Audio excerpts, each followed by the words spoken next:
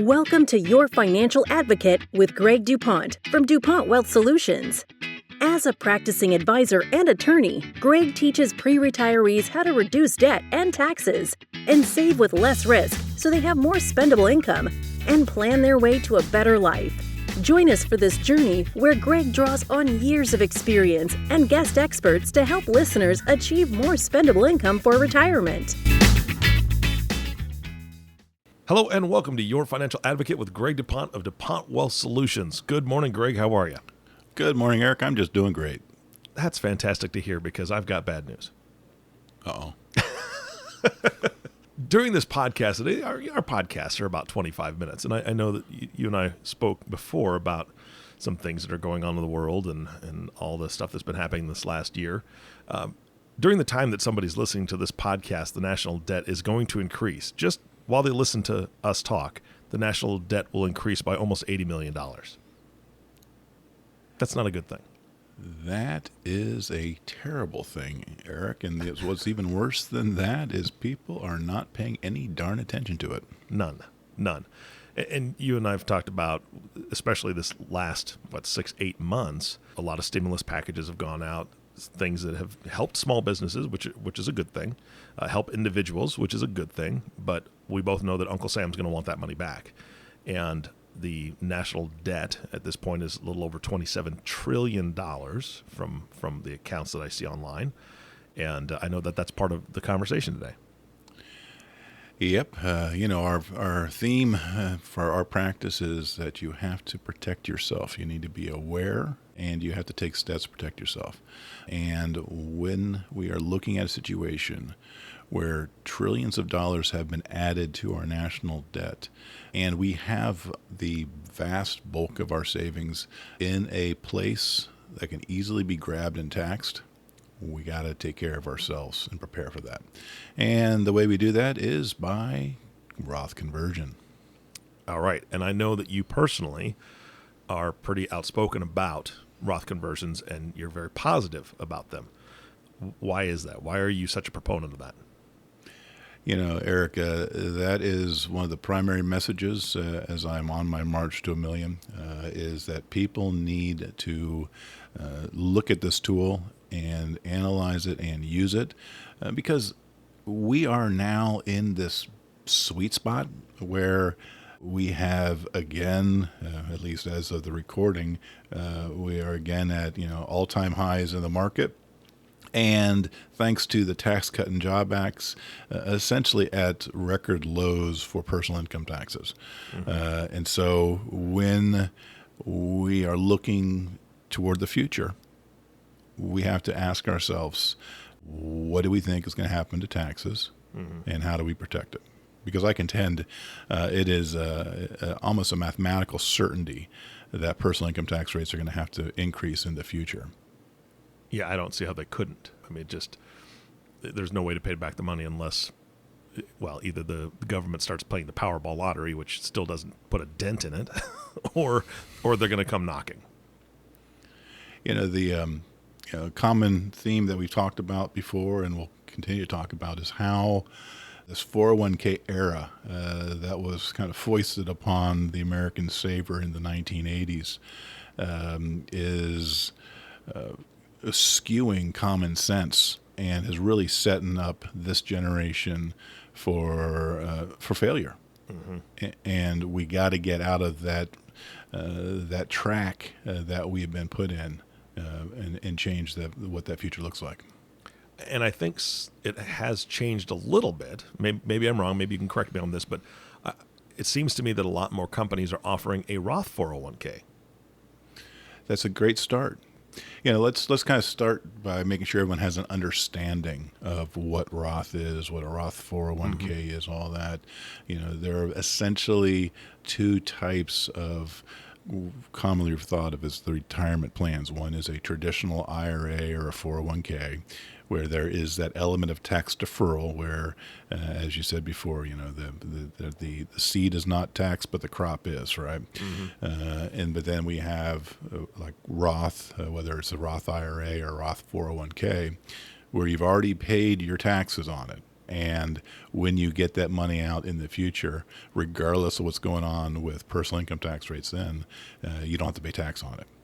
So that's the fundamental distinction. People absolutely need to understand that we have those two different vehicles that are in our primary retirement savings toolbox. And so I will say this because from personal experience, I'm dealing with this right now. My daughter's 21 years old. And I love the fact that she is thinking about this already. And she asked, Dad, what should I be doing as far as, because she does not have a workplace 401k or any type of retirement savings plan where she works. So she wants to start one on her own. And we had to have that conversation. I said, darling, right now, you got to open a Roth. That is the one thing that you need to do because she doesn't make a ton of money right now. She doesn't pay a ton of taxes right now. And so she can put in that post-taxed money, and that's going to grow. So for any young person listening to this, if you don't have something through work, that's definitely something you need to look into and call Greg and talk to him, and I'm sure that he'll be happy to help you with that. But for those that are already well into their working years, Greg, I know the Roth conversion is something that, again, you advocate for. How do they go about doing that, and can they do it currently where they're working? Well, I'm going to talk about that in a second, but first I'm going to congratulate you on being a good father, Eric. Oh, thank you. That's trying, man. I'm trying. That's some great fatherly advice. You know, I too often I see people as they get started in their savings journey. They get their first job, they get signed up for their 401k and start contributing away, excited about that. And if they would, instead of putting money in 401k at that point in time, put it into a Roth, whether it's a Roth 401k or Roth IRA, they can be in so much better shape down the road than following the herd into the 401k. So kudos to you on that. So they don't have, if they do that early, then they don't have to do some of the things we're going to talk about in terms of conversion, right? Mm-hmm. Mm-hmm. So again, as we're trying to establish some of the fundamentals, the fact of the matter is you can put money into a Roth or an IRA through the front door, which is your contribution limits this year and making sure that you're giving as much that way, which is a real limiting factor for somebody that is later on in their savings journey, where they've already got $500,000 set aside in their, the final push toward retirement, and they're now understanding how they have been set up by 401k and want to get out of it. And so when we get to that point, we have to figure out how we most effectively and with as little bit of pain as possible, essentially pay the tax that is in there and convert it. You see, the rules do basically say that if we have that $500,000 in an IRA or 401k, we can convert that to a Roth right then and there. But if we do that, Uncle Sam wants his third. Mm-hmm. And that's a big, painful check for many people to write. Yeah. So how does somebody do that? Carefully. Okay, perfect. Moving on. No. Yeah, it's facing a very difficult. Again, we have a lot of emotions about our own finances, and so, man, how do you have that conversation with somebody? Well, first of all, the mechanics of it are something that, you can do it yourself, but professional guidance is suggested, right? Mm-hmm. But the first thing that you have to understand, and it has to be kind of a core belief to go through a process like this. It's an easy belief to get to when you look at the picture. You look at the $27 trillion in debt that has been added to our national debt since the Reagan era, the 401k era during that period of time. If you look at what's going on in the next 30 to 40 years, as we've reflected before, we've got a decreasing workforce going forward. We have those trillions of dollars in debt, and coincidentally, trillions of dollars in IRAs, 401ks, retirement accounts out there. So doesn't that look like an obvious source of funds that are going to be tapped in the future to deal with this debt and deficit? Mm-hmm, mm-hmm. Absolutely. And hey, we haven't even gotten to unfunded mandates that way, right? We're just talking about the hard dollars of this stuff. Yeah, seriously. So what are unfunded mandates? Well, that's the cost of Social Security, Medicaid, all those kind of things. The promises the government has made. So when we're talking about the $27 trillion and counting, that's simply the hard dollars that have been borrowed by Uncle Sam from people that theoretically it would have to be paid back to, although it's never ever going to be paid back. So Well, that's great. hey, Eric, can I give you? Would you like a multi-trillion-dollar credit card that you know have to pay back? I would not mind that. Just give me a week, just 1 week with that card, and I'll be happy. But I'll give it to you with one condition, okay? I'll keep giving you more money, Eric, as long as you make the minimum payment. Is that okay? Can we agree on that? Sure. that sounds great. Tell me what the minimum payment is, though, first. That's okay. Don't worry about the minimum payment. I'm only going to charge you 1% interest. You just got to pay that interest payment. Is that okay? Yeah, I'm good. It's a hard pass. Yeah. If you do it, you say, yeah, it's a hard pass, but maybe you get a couple of your buddies together and maybe you'll vote on it. You think they might say, okay, we can use that trillion. We can pay that back, right? Of course we can, because we could. Yeah. Yeah. Hey, how about if instead you needing to pay it back, somebody else is going to pay it back? Well, then can I interest you You're on that twisting credit my card? arm here. You're twisting my arm. Oh, sure. Yeah, let's right. bring it on. All right. Well, and hey, that's what's happening, right? That's exactly what's happening. Yeah. The people are out there in Washington continuing to run up their credit card debt. And although I don't think that credit card will ever be paid off just because of all the economic entanglements with it, what is a very real risk and very real probability as we're looking towards our retirement years is, we are now at an era where the interest rates are at record lows because the government has made it that way, because the Fed has made it that way, and all the other international Feds, as they were, have had interest rates at these rock bottom rates. And the takeaway for people is that when those interest rates start increasing, which is inevitable, the amount of payment on that debt, the interest payment on that debt, is increasing as well. And just a small interest rate increase can add automatically trillions of dollars of obligation to be paid by the budget in a year, which is a huge proportion of our overall national budget. And so when we look again at how would that be responded to, what would you and your buddies that got together and borrowed these trillions of dollars, where would they look to for the money? Well, I'm trying to remember the name of that famous bank robber, Willie Sutton, I think it was, when they asked him why did he rob banks. You remember what his answer was? No. You haven't heard that one, Eric? Uh-uh. Well, his answer is, I rob banks because that's where the money is. Okay, that makes sense. So, and we as the 401k generation have built up a big bank of money in trillions of dollars in those 401ks. So why I am such an advocate about this is manyfold, but I'm going to put it down in a nutshell here. The problem is out there. It absolutely is going to come back to bite us in the rear end in our retirement years. And we just have 5 years left where taxes are on sale as a result of the Tax Cut and Job Act. And so we've got to do this. We have to do it now because if we go past this, we have no idea what the income tax rates are going to look like in the post-Tax Cut and Job Act era. If we go back to what it was back prior to Reagan, where there were a multitude of different tax brackets going all the way up to 95%.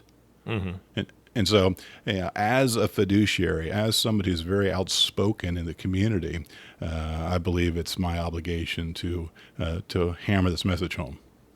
Got it. All right. So Give me an example of what a Roth conversion can do for somebody. And you pick the age, right? If we're talking a 45-year-old, a 55-year-old, a 60-year-old, how does that work? And kind of give me the big picture so people can understand what impact it can have on their future. So the earlier the better, right? If you are in a position where you're in your 40s and you start shifting your savings approach to Roth, then you have the benefit of any market growth, which throughout time can be substantial, is all going to come back to you without taxes, as opposed to the growth in the risk being yours, except for Uncle Sam's share that is at risk of being higher in the future. So get an early start on that. You can get yourself in that tax-free future. Again, this 5 years of Tax Cut and Job Act, we know across the board that people's tax rates are going to go up by a little bit. So we might as well start paying them now in the form of not deducting our IRA contributions, put the money into a Roth instead. So now we can have that grow free. Okay. Mm-hmm. Then if we're in our, kind of the 50 to 60 range, this is when, it's really difficult during that phase there to make significant changes and significant conversions, although legally it can be done. The practical reality of during that period of time, that's when, our highest financial demands are upon us. We got the kids in school, we've got all the costs that come along with that, as well as savings, right? So that's a tough time for us to be doing conversion. Mm-hmm. Yeah. But at that point in time, as we talked about in prior episodes, at that point in time, it's a good time to start changing your savings philosophy, just kind of modulating things, moving it towards more already taxed savings. Again, taking advantage of the 5 years left of reduced taxes, have a little bit more taxable income because we're not deducting, but move that money over into Roth savings. So now it's growing using compounding for the next 15, 20 years so you can get it back down the road. Now, once we get past 59 and a half, that's when we've got some real juice we can use for Roth conversion. And that's the window that really people should be taking a real hard look at their life and how they can convert at that point in time, how it would fit in. Okay, so now with that age group, give me a picture of what that looks like. Yeah, so let's for example talk about somebody comes in with $500,000. Okay. That right now their household income is, call it $150,000, as much as $200,000, just depends. What can be done efficiently at that point in time is take what we've got in our tax brackets, how much room we have before we hit the next tax bracket, and we convert an amount each year that is mindful of the tax bracket so we don't end up costing us more. Mm-hmm. But through a systematic conversion, every year, let's just say, for example, that we wanted to convert $100,000 every year. Okay. We know with that it's going to cost us a marginal rate of about 20% on that dollar to do it. So we know that for every $100,000 we convert, we have to pay $20,000 in taxes. But by doing that over the 5-year period, we've got that $500,000 now converted over to $400,000 of tax-free Roth money that can now grow for another 10 years or what have you until you need it. So if we look at that, if we did the math on all that, we see that, yes, we have a lower rate of return than it could have been had we left it in a 401k IRA, but it's still an acceptable rate of return. And when you look at the fact that it is already tax dollars coming in, there's a sequence of cascading events that happen if it's not tax-free. Higher Social Security, higher tax brackets, RMDs, all those kind of things that we now don't have to worry about in our retirement. Got it. Okay. Plus, those 5 years that it took you to convert, the first year you put in, you ended up with what, 80,000 out of the 100 because you minus the 20%. That 80% has had an opportunity to grow a little bit, and then that next year you're adding another 80,000 to it. So again, you're still growing through those 5 years as you're converting as well. Yeah, but that also points out one of the things that you need to be careful about. As I said repeatedly throughout our conversations, I take my role as a fiduciary very seriously. So seriously to the extent that if I'm doing one of these Roth conversion plans for my clients, if they are not going to use a vehicle after it's converted that has some insurance against losing value, then I'm not going to do it. Oh, okay. What's that look like? Well, prior to the Tax Cut and Job Act, there was kind of a mulligan that you could have at least in the first year of a conversion, where if the investment went down in that year, then you could say, "Oh, I don't want to do that," and recharacterize it back. If after that change, when they eliminated that, I don't allow my clients to take $100,000, pay $20,000 on conversion, so it's now $80,000, and then lose 50% of it in that year or the next year, because that's going to come back. Nobody's going to be happy. Yes, They paid to convert $100,000 and they got $40,000 worth. That's not good. No. So that's part of the being careful with this, is that you really do need to put it into something that has principal protection in it. Oh, I didn't even know there was such a thing. There are lots of tools out there that provide us the opportunity to have reasonable growth, but never go backwards. Where once that $100,000 is in there, that $100,000 is guaranteed that it'll never go below that. And so these are the type of tools that are, in my opinion, essential for a successful Roth conversion. Great. And that's why they should be calling you and not me, because I had no idea. That sounds really good. So, I mean, to me, that's a whole nother podcast. We're already getting short on time with this podcast. That sounds fantastic. I want to hear more about how that works with that. It's guaranteed not to go down. Wow. Okay. Well, we'll probably talk about that on another podcast. Can we do that? It's a good thing we got multiple episodes. Absolutely. So what else do we need to know for today's podcast? For, Roth conversions, people that are, thinking about this, just those things that they need to consider. Yeah, so we talked about, kind of the early age. We talked about the mid-age. We talked about that pre-retirement kind of conversion. Mm-hmm. There's another level issues that are involved as you get closer to actually claiming Social Security, taking retirement in Medicaid and all those kind of things, or Medicare and all those kind of things that you really need to be mindful of if you're doing a later stage conversion, and that you really need to have professional guidance when you get into that area. Mm-hmm. Mm-hmm. All right. So that later stage sounds like it's a whole another issue to talk about.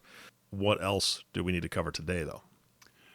Well, it's nothing that we're going to cover in detail today, but it's something that I want people to also understand with regard to Roth conversions. Mm-hmm. And that is last December, basically in the dead session around the holidays where nobody was paying attention to it, the government passed the Secure Act.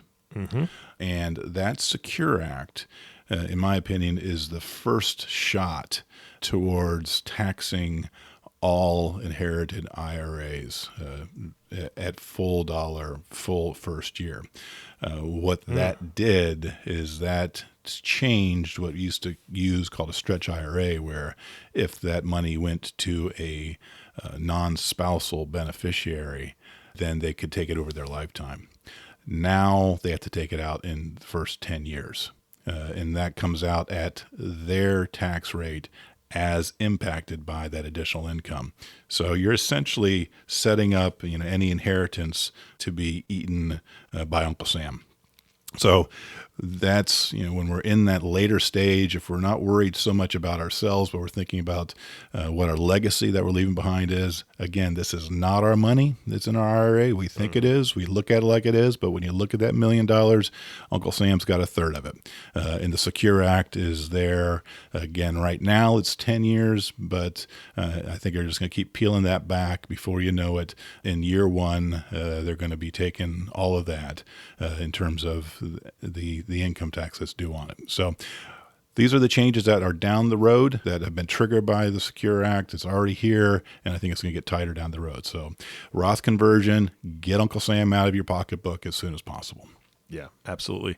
And for anybody that is listening to this that possibly is inheriting an IRA or will be doing that in the next few years, it's incredibly important to reach out to a professional, reach out to Greg, because I did study a little bit about this, the end of the stretch IRA. Not that I'm going to be inheriting one, but it was very interesting to me and all the implications that has and how you really do need to plan out those 10 years. What are you going to earn in certain years? How much can you take before it pushes you into another tax break? There's all sorts of things to consider there. So again, reach out to a professional. Greg, if you're the chosen professional they want to reach out to, what's the best way to get a hold of you? Well, Eric, they can reach me through the website, www.dupontwealth.com. They can email me, greg@dupontwealth.com, or they can give me a holler at area code 614-408-0004.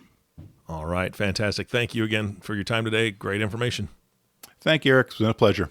You bet. And the last thank you, of course, goes to you, the listening audience. Thank you for tuning in and listening to Your Financial Advocate with Greg DuPont. If you have not subscribed to the podcast yet, please click the subscribe now button below. This way, when Greg comes out with a new podcast, it'll show up directly on your listening device. This makes it much easier to share these podcasts with your friends and family. Again, thank you so much for listening today. For everyone at DuPont Wealth Solutions, this is Eric Johnson reminding you to live your best day every day. And we'll see you next time. Thank you for listening to Your Financial Advocate. Click the subscribe button below to be notified when new episodes become available. The information covered and posted represents the views and opinions of the guest and does not necessarily represent the views or opinions of DuPont Wealth Solutions. The content has been made available for informational and educational purposes only. The content is not intended to be a substitute for professional investing advice. Always seek the advice of your financial advisor or other qualified financial service provider with any questions you may have regarding your investment planning.